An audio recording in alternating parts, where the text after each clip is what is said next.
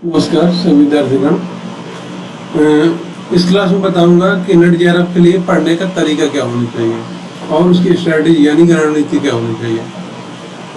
उसको हम क्रम से देखेंगे एक करके। पेपर 1 और पेपर 2 के लिए मैं दोनों के लिए बताऊंगा। पेपर 1 के लिए क्या तरीका होना चाहिए और पेपर 2 के लिए क्या तरीका होना चाहिए। सबसे पहले क्या करना है, आपको सबसे पहले प्रिंट आउट निकलवा लेना है सिलेबस का अपने, यानी पेपर 1 के सिलेबस का, पेपर 2 के सिलेबस का। जिसमें भी मीडियम में आप पढ़ना चाहते हैं, अगर हिंदी मीडियम है तो हिंदी लैंग्वेज में सिलेबस निकलवा लीजिए। अगर इंग्लिश मीडियम में आपको सब्जेक्ट है आप का जो पढ़ने का तरीका है, आप इंग्लिश मीडियम पढ़ना तो वेबसाइट पर दोनों लैंग्वेज में सिलेबस उपलब्ध है, तो इंग्लिश लैंग्वेज में सिलेबस निकलवा लीजिए और प्रिंट आउट निकलवा लीजिए। ऐसे कि मोबाइल में डाउनलोड करने से काम नहीं चलेगा, उसको प्रिंट आउट निकलवाना अच्छे तरीके से, और जहाँ भी आप पढ़ते हैं तो दीवार में लगा लीजिए या फिर टेबल में रख लीजिए, दोनों पेपर का, आपको पेपर 1 और पेपर 2 जो भी पेपर 2 हो, ठीक है। जैसे कि मैं उदाहरण के लिए ये पेपर 1 का सिलेबस है हमारे सामने। ये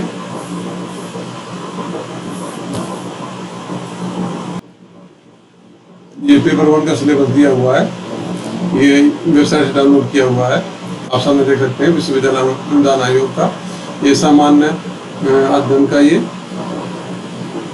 सामान्य अध्ययन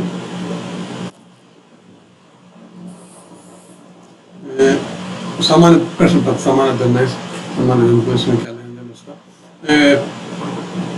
पेपर 1 का सिलेबस है। जो पेपर 1 आपको पता ही होगा क्या है। पेपर 1 है, इस सामान्य प्रश्न पत्र बोलते हैं क्योंकि सभी में कॉमन होता है, इस वजह से इसे बोलते हैं सामान्य प्रश्न पत्र। और उसका नाम ये लिखा हुआ है शिक्षण एवं शोध अभिवृत्ति, और ये सामने सिलेबस है। तो अब देख लीजिए, उसे आपको निकला कर रखना पड़ेगा, यहाँ देखने से काम नहीं चलेगा। तो पूरा सिलेबस दिया हुआ है। इसकी पहली यूनिट है इकाई 1 शिक्षण अभिवृत्ति, दूसरी इकाई है शोध अभिवृत्ति। ऐसे करके इसमें टोटल 10 इकाइयाँ हैं। अब बीच में एक मैथ रीडिंग वाली भी है, एक यूनिट, एक इकाई मैथ रीडिंग वाली भी है। टोटल 10 इकाइयाँ हैं।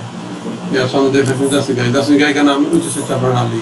तो और इसमें जो है पेपर 1 में प्रत्येक यूनिट से यानी प्रत्येक इकाई से 5 प्रश्न आते हैं, और 5 प्रश्न होंगे, प्रत्येक प्रश्न 2 अंक को। एक क्लियर लिखा हुआ है यहाँ पर, ये यूजीसी के द्वारा बताया गया है स्पष्ट रूप से कि प्रत्येक यूनिट से 2 अंकों वाले 5 प्रश्न तैयार किए जाएंगे, ठीक है। और ये जो दूसरा बिंदु लिखा हुआ है, ये उनके लिए जो ब्लाइंड है, आंखों से दिव्यांग है, उनके लिए है कि जो दृष्टिवान विद्यार्थियों के लिए ग्राफिक वाले प्रश्न तैयार, तो वहीं दृष्टिबाधित जिनको देखने में समस्या है, उनके लिए उतनी अंकों वाले प्रश्नों के अवतरण दिए जाएंगे। यानी कि उनके लिए, आपके लिए अवतरण का मतलब हुआ कि हाथ से स्पर्श करके पता लगा सके वैसा, ठीक है। पेपर 1 का सिलेबस हो गया। अब पेपर 1 का पढ़ने का तरीका बताता हूँ मैं। पेपर 1 के पढ़ने का तरीका क्या रहेगा। तो सबसे पहले क्या है, सिलेबस हो गया। इसके बाद सिलेबस के बाद आपको पिछले वर्षों के प्रश्न पत्र, पिछले वर्षों की जो प्रश्न पत्र वाली बुक आती है, ये यूथ कंपटीशन की आती है, और भी अन्य आती होंगी। तो पेपर 1 के लिए अब मैंने यूथ कंपटीशन के लिए लिया था और उसी को सजेस्ट करता हूँ। बाकी और भी अरिहंत की आती है, लेकिन अरिहंत में यह रहता है कि आंसर गलत दिया रहता है। अरिहंत की बिल्कुल मतलब कोई भी ले लो, लेकिन अरिहंत मतलब अरिहंत का बहुत ही बेकार आंसर देने का तरीका है, गलत आंसर दे देता। और गलत आंसर पढ़ के जाओगे पेपर में और गलत टिक कर दिया तो फिर ज़्यादा समस्या हो जाएगी ना। इससे अच्छा ऐसी किताब तो कभी मत पढ़ो जिससे मतलब हमारा पूरा टाइम और पूरी मेहनत बर्बाद जाए। तो PYQ जिसे बोलते हैं पिछले वर्षों के प्रश्न पत्र, शॉर्ट फॉर्म में लिखिए PYQ। तो ये PYQ वाली एक बुक ले लेनी है। अगर ऐसी बुक मिले जिसमें चैप्टर वाइज यानी कि यूनिट वाइज है, यूनिट के हिसाब से उसमें प्रश्न दिए हों पिछले वर्ष में प्रश्न पत्र, तो ऐसी किताब ज़्यादा सही रहेगी। क्योंकि इसमें आप ऐसा करेंगे, एक यूनिट आपने खत्म कर लिया, यानी कि उसकी थ्योरी पूरी पढ़ ली, उसकी पूरी क्वेश्चन लगा लिए, पिछले वर्षों के जितने प्रश्न पत्र आपके पास उपलब्ध है वो लगा लिया। ऐसे कर दिया ज़्यादा सही रहेगा। अगर लेकर ऐसा नहीं मिलता, क्योंकि यूथ में तो ऐसा नहीं मिलता पेपर 1 के लिए, पेपर 2 के लिए तो दे देता यूथ, लेकिन पेपर 1 के लिए यूथ ऐसा नहीं देता कि चैप्टर वाइज क्वेश्चन दे दे। लेकिन अगर नहीं मिलता तो ऐसे ही खरीद लीजिए जो जैसे मिले, लेकिन अगर चैप्टर वाइज क्वेश्चन मिल जाते हैं तो ज़्यादा सही है, ठीक है। ये ले लिया। और इसके बाद करना क्या, सबसे पहले सिलेबस पढ़ लेना। जैसे कि मैं अभी बता रहा हूँ पेपर 1 के लिए, तो पेपर 1 के जो भी सिलेबस उसको शब्द बाई शब्द पढ़ लीजिए। आपको कुछ समझ नहीं रहा फिर भी पढ़ लीजिए। उसके बाद क्या करना है, उसके बाद PY क्विज उठाइए, पिछले वर्षों का प्रश्न पत्र वाली बुक या फिर आपने प्रिंट आउट निकलवाया है, जैसा भी है जो भी उपलब्ध है वो उठाइए और उसका एक प्रश्न पत्र पढ़ डालिए। एक पेपर, पूरा एक पेपर। आपको प्रश्न समझ में नहीं आएंगे लेकिन फिर भी उसका प्रश्न पढ़ना, उसमें जो विकल्प है वो पढ़ना है और आंसर देने का प्रयास नहीं करना है। हालांकि आप सोच सकते हैं कि इसका आंसर क्या होगा, केवल ये सोच सकते हैं, बस आंसर देना नहीं है। अब क्या पढ़ना है, पूरा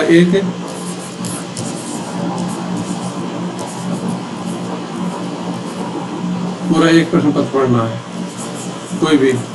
और हाल ही का जा सके, जैसे कि अभी 2023 चल रहा, 2022 में या फिर जून 2023 में जो पेपर हुए हैं, तो उसका कोई पेपर 1 का एक पेपर मिल जाए तो वैसे एक पूरा पढ़ लेना, पूरा एक प्रश्न पत्र पढ़ लेना, उसके सभी प्रश्न, उसके सभी विकल्प ये पढ़ लेना, ठीक है। इससे अब फायदा क्या होगा, इससे एक आइडिया हो जाएगा, इससे एक आइडिया हो जाएगा कि प्रश्न कैसे पूछते हैं, उनके विकल्प कैसे दिए रहते हैं, सिलेबस में क्या दिया है और जो प्रश्न आए हैं वो सिलेबस से आए या सिलेबस के बाहर से भी। क्योंकि ऐसा तो होता नहीं कि पूरे प्रश्न सिलेबस से दे देगा, रहते सिलेबस से, लेकिन जो प्रश्न रहेंगे वो सिलेबस संबंधित रहेंगे लेकिन सिलेबस के बाहर के रहेंगे।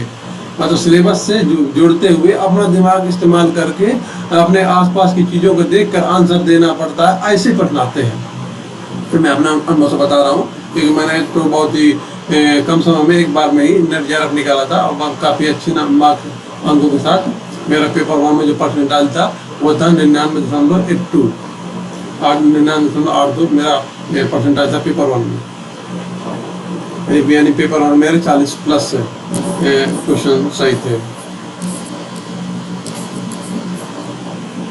इससे आपको आइडिया हो जाएगा कि प्रश्न कैसे पूछता है, उसके विकल्प कैसे देता है और जो हमारा सिलेबस क्या है उससे सिलेबस से और पेपर कितना मैच होता है, और जो नहीं मैच होता है उसको हमको दिमाग लगा के देना पड़ेगा, दिमाग से सोचना पड़ेगा। तो ये सब इसके बारे में कि हल्का आइडिया हो जाएगा, ठीक है। तो ये होगा। इसके बाद थ्योरी पढ़नी शुरू कर देनी है। इसके बाद जो है आपको थ्योरी पढ़ना शुरू कर देना। थ्योरी का मतलब वही जो भी आप किताब से पढ़ रहे हो तो किताब से, और अगर उससे पढ़ रहे हो किसी ऑनलाइन कोचिंग या ऑनलाइन यूट्यूब चैनल से, तो उससे जिससे भी पढ़ना, थ्योरी क्रम से थ्योरी पढ़ना शुरू कर देना है। एक यूनिट करके क्रम से थ्योरी पढ़ना शुरू कर देना, ठीक है। और जब ऐसे आप थ्योरी करते हैं, थ्योरी में कैसे पढ़ना, जैसे एक इकाई खत्म हुई, एक यूनिट खत्म हुई,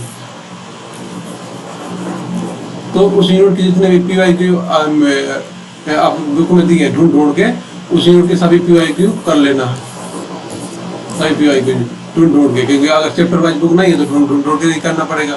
अगर चैप्टर वाइज बुक है तो सब इकट्ठा मिल जाएंगे, लेकिन अगर चैप्टर वाइज बुक नहीं है तो ढूंढ कर ही करना पड़ेगा।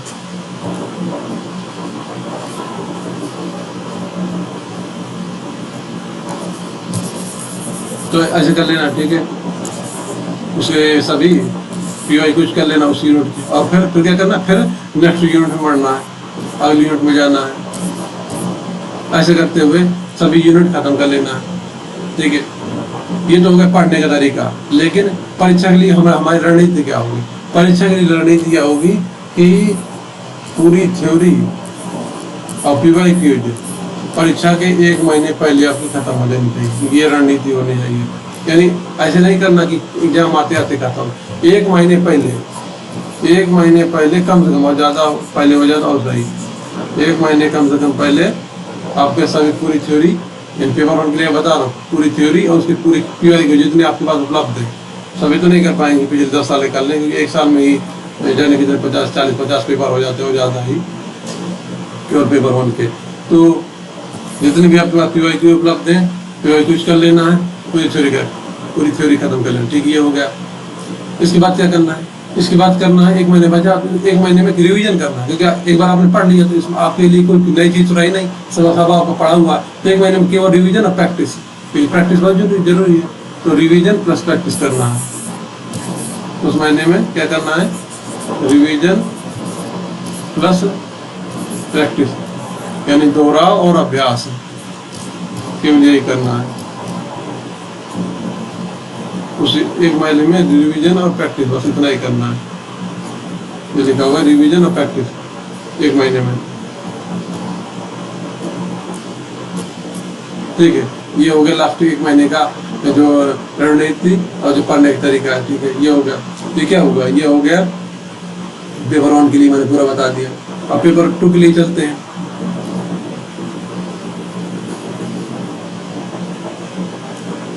पेपर 2 सबका अलग अलग होता है, ये तो हमको पता ही होगा।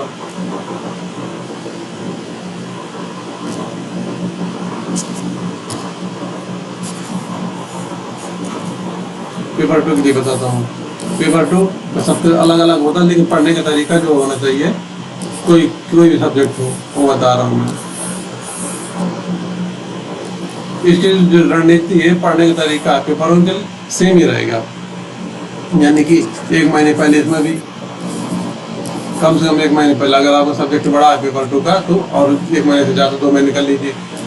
इतने महीने पहले पूरा थ्योरी खत्म हो जानी चाहिए, और PYQ को जितने भी आपके पास उपलब्ध है वो पूरा खत्म हो जाइए, और लास्ट 1 महीने में केवल रिवीजन करना है और प्रैक्टिस करना है। प्रैक्टिस कैसे करेंगे, बहुत से यूट्यूब चैनल है वो प्रैक्टिस कराते हैं, मैं भी कराऊंगा जब खत्म हो जाएगा पूरी सभी में, तो मैं पेपर 1 पढ़ाता हूँ ना। तो प्रैक्टिस करना है, रिवीजन और प्रैक्टिस। ठीक है, ये हो गया। और इसमें पढ़ने का तरीका क्या होगा, तो पढ़ने का तरीका होगा ये भी वैसे। सबसे पहले पेपर 2 का सिलेबस निकलवा लेना, प्रिंट आउट करके पूरा सिलेबस पढ़ डालना है, शब्द बाई शब्द। सिलेबस के बाद जो लास्ट ईयर पहले रिसेंटली लास्ट ईयर का जो लास्ट टाइम का जो पेपर हुआ हो आपके सब्जेक्ट का, तो पेपर डाउनलोड कर लीजिए, या फिर किस कहीं से ले लीजिए, बाजार से ले लीजिए, जहाँ से मिले, और उसके जो क्वेश्चन है पूरे क्वेश्चन पढ़ डालिए। सिलेबस के बाद सिलेबस पढ़ लिया, उसके बाद क्या है, उसका PYQ वाला एक पेपर लीजिए। ठीक है, उसके PYQ का एक पेपर लेके जैसे रिसेंट वाला जो हाल ही में हुआ हो, उसको एक एक क्वेश्चन पढ़ डालना है, जैसे हमने पेपर 1 में बताया था मैंने। तो उसका एक क्वेश्चन पढ़ा, इससे आपको आइडिया क्या हो जाएगा, इससे आइडिया हो जाएगी प्रश्न कैसे पूछता है, और सिलेबस से कितना है। हालांकि पेपर 2 में एक आसानी रहती है, इसमें पूरा सिलेबस से आता है, इसमें सिलेबस बाहर आता है नहीं, पूरा सिलेबस के अंदर आता है, पूरा जो है सिलेबस के अंदर ही रहेगा। इसमें पेपर 1 में बाहर से पूछ लेगा, बाहर से नहीं, मतलब दिमाग सोचने वाली चीज़ें होती हैं, तो उसको अंदर बार में नहीं रख सकते पेपर 1 के लिए, तो दिमाग से सोच के हम उसका आंसर दे सकते हैं। लेकिन पेपर 2 जो रहता है पूरा उसी से पूछता है। इसमें अगर आपको आता है तो आता, नहीं आता तो नहीं आता। जैसे मेरा हिंदी सब्जेक्ट था, हिंदी साहित्य, तो हमारे जितना भी आया सब सिलेबस आया था, कुछ बाहर से आ ही नहीं था कोई प्रश्न, और जो नहीं आता तो नहीं आता, उसमें सोचना क्या है, क्योंकि हिंदी में तो फैक्ट होते हैं। तो वही ये पूरा सिलेबस अंदर से आएगा, उसमें आपको पता चल जाएगी कि प्रश्न जो है हमारे किस टॉपिक से पूछ रहे हैं, जो सिलेबस है किस टॉपिक से पूछ रहे हैं, किस टॉपिक से कितने ज़्यादा प्रश्न पूछ रहे हैं। कि यहाँ पे तो पेपर 1 के लिए दिया हुआ है कि प्रति यूनिट से 5 प्रश्न आएंगे, पेपर 2 के लिए तो यहाँ पर दिया नहीं हुआ, मुझे पता नहीं, अगर हो सकता है उसमें कैसे भी आते हो, मैंने चेक नहीं किया कितना आते हैं, लिखा क्लियर है नहीं यहाँ पे। तो उसमें आपको पता चलेगा प्रश्न कैसे पूछता, विकल्प कैसे देता, क्योंकि आंसर देने के लिए, किसी भी प्रश्न का क्वेश्चन का आंसर देने के लिए आपको पता होना चाहिए कि प्रश्न पूछने का तरीका क्या है, उसके विकल्प भी पता होना चाहिए, क्योंकि मैं विकल्प बहुत कम देते हैं। अगर आपको विकल्प का एक आइडिया है, हल्का आइडिया कि विकल्प कैसे देगा, तो उस हिसाब से आप कई ऐसे प्रश्नों को सही कर सकते हैं जो आपको नहीं पता। तो आंसर देने के लिए आपको प्रश्न कैसे पूछता है, उसके विकल्प कैसे देता है, उन दोनों के बारे में पता होना चाहिए, प्रश्नों के बारे में, उनके विकल्प। इससे क्या होगा, जब आप पेपर पढ़ेंगे तो उससे आपको पता चल जाएगा इसके विकल्प कैसे आ रहे हैं और इसके प्रश्न कैसे पूछ रहा है। और जो पेपर 2 होता है वो आने वाला होता है, यानी जो मास्टर्स में आपने जो भी कोर्स किया है वो वाला सब्जेक्ट होता है आपका पेपर 2। इसमें आपको नया तो कुछ रहता नहीं, आपने मास्टर्स में पहले ही पढ़ लिया होता है। अगर आपसे फर्स्ट ईयर में या सेकेंड ईयर में, तो फर्स्ट ईयर में काफी पढ़ लिया तो आपको हल्का आइडिया रहता है, तो ठीक है, ऐसे पढ़ लिया। सिलेबस हो गया, आपने सिलेबस पढ़ लिया, PYQ वाला एक पेपर देख लिया, ठीक। इसके बाद आपको थ्योरी शुरू करनी है। अगर आप मास्टर्स में तो साथ साथ पढ़ते जाएंगे, अलग से कुछ पढ़ना है नहीं, क्योंकि आपको अपने मास्टर्स के लिए पढ़ना ही पड़ेगा, MA MSc जो भी कर रहे हैं। और उसके लिए पढ़ेंगे और उसका सिलेबस आपने डाउनलोड कर लिया, ये PYQ भी देख लिया, तो साथ में सिलेबस के अनुसार उन दोनों को मिलाते हुए कि सिलेबस से नेट JRF का भी सिलेबस होता जाए, आपको मास्टर्स का भी सिलेबस होता जाए, दोनों साथ साथ पढ़ते जाइए। और साथ साथ जैसे मैंने बताया था कि एक यूनिट खत्म हो जाए उसके बाद उसके PYQ जितने भी आपके पास उपलब्ध है वो कर लीजिए, बुक खरीदिए। इसमें भी बुक खरीदना है। और इसमें एक खास बात है, इसमें जो यूथ कंपटीशन की बुक आती है पेपर 2 के लिए, कोई भी सब्जेक्ट हो वो चैप्टर वाइज देता है, यानी चैप्टर वाइज या फिर यूनिट वाइज दे रहे थे, चैप्टर वाइज दिया रहता है PYQ पेपर 2 के लिए। यूथ कंपटीशन की जो बुक आती है PYQ यानी पिछले वर्षों के हल प्रश्न पत्र वाली बुक, तो वो ले लीजिए। यूथ कंपटीशन की पिछले वर्षों के हल प्रश्न पत्र वाली बुक पेपर 2 के लिए आपको जो भी सब्जेक्ट ले लीजिए। और उसमें आपकी एक यूनिट खत्म हुई, आप जहाँ से पढ़े स्कूल में पढ़ रहे हैं तो आपको यूट्यूब से देखने की जरूरत ही नहीं। अगर आप कॉलेज में या नहीं पढ़ रहे हैं अपने कॉलेज में यूनिवर्सिटी में, तो आप यूट्यूब जो चैनल फॉलो करते हैं वहाँ से पढ़िए, एक यूनिट खत्म होने के बाद PYQ लगा लीजिए, ऐसे ऐसे करके पूरा सिलेबस खत्म कर लीजिए। ठीक है, ऐसे ऐसे करके आपको पूरा सिलेबस खत्म कर लेना है पेपर 2 का। और फिर पूरा सिलेबस जब खत्म होगा तो आपको MA कंप्लीट होने का इंतजार नहीं करना है। आप जब MA के सेकेंड ईयर में तभी एग्जाम दे दीजिए अगर खत्म हो जाता तो। अगर आपको नहीं खत्म हो रहा तो जब MA का पूरा पढ़ लेंगे तब आप एग्जाम देंगे। लेकिन कोशिश करिए MA के फाइनल ईयर के एग्जाम की मत करिए। MA के फाइनल ईयर के जो एग्जाम है वो उसके पहले अगर आपका पेपर 2 का खत्म हो जाता है, पेपर 1 का भी पूरा सिलेबस खत्म हो जाता है तो एग्जाम दे दीजिए। लेकिन अगर तैयारी है तो भी, तैयारी नहीं है तो भी दे सकते हैं। उसके लिए मतलब कि क्या कहते हैं, अपने चेक करने के लिए भी दे सकते हैं। अगर आप चाहते हैं कि हमें एक बार अनुभव हो जाए कि एग्जाम का एक्सपीरियंस हो जाए नेट JRF पे, तो वैसे भी दे सकते हैं। लेकिन तैयारी पूरी करके दे दी तो ज़्यादा सही है। ठीक है, तो ये तरीका हो गया, ये पेपर 1 और पेपर 2 के पढ़ने का तरीका, ये पूरा सिलेबस। और फिर लास्ट 1 मंथ में बता दिया था केवल प्रैक्टिस और रिविजन करना है। तो ये और कुछ रह गया और कुछ रह नहीं गया, इतना ही था कि सिलेबस डाउनलोड करके वो पढ़ लेना है, PYQ देख लेना, उसके बाद यूनिट वाइज है थ्योरी पढ़ने के साथ उसके PYQ हल करते जाना है। लास्ट 1 मंथ में रिविजन और प्रैक्टिस कर लेना, बस इतना ही है। ये आप पढ़ने का तरीका और रणनीति दोनों हो गई। और अगर कोई प्रश्न है आपसे, जैसे हिंदी से संबंधित पूछना है आपको, मेरे हिंदी साहित्य से, तो आप कॉल करके पूछ सकते हैं। कोई भी प्रश्न है, कोई क्वेरी है आपकी, तो उसके लिए आप कॉल करके कर सकते हैं। मेरे अन्य जो वीडियो है उनके डिस्क्रिप्शन में नंबर दिया हुआ है। इस वीडियो के डिस्क्रिप्शन में भी अपना कॉन्टैक्ट नंबर दे दूँगा मैं, उसमें आप कॉल करके पूछ सकते हैं। और पेपर 1 संबंधित पूछ सकते हैं, क्योंकि तो मैं खुद ही पढ़ाता हूँ। ठीक है, धन्यवाद क्लास देखने के लिए।